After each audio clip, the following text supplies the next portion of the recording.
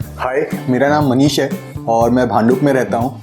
मैंने काफ़ी दुकानें सर्च करी जहाँ पे सीट कवर मिलते हो या नहीं मिलते हो। फिर मैंने बहुत सारे रिव्यूज़ पढ़ने के बाद ऑर्चिस में मैं आया था, जो कि पवई में स्थित है। और यहाँ पे उन्होंने मुझे बहुत सारे ऑप्शन बताए कि सीट कवर कैसे होने चाहिए, लेमिनेशन होता है और कार का जितना भी इंटीरियर डिज़ाइनिंग वगैरह होता है, बहुत ही प्रोफेशनल नॉलेज है इन लोगों के पास। और एक बहुत बड़ा कारखाना है जहाँ पे मल्टीपल कारीगर जो हैं प्रोफेशनल है, काम करते हैं। मैंने खुद अपने आंखों से देखा है उनको काम करते हुए, सीट कवर बनाते हुए, सिलते हुए, उसका कार स्पेसिफिक डिज़ाइन देखते हुए लोग कवर बनाते हैं और लगाते हैं।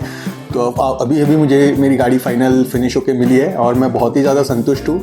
और मैं सारे मुंबई वासियों को यही बोलूँगा कि अगर वो सीट कवर या इंटीरियर डिज़ाइन का कुछ भी काम करवाना चाहते हैं तो प्लीज़ एक बार ऑर्चिस में ज़रूर आके विज़िट करें। Thank you.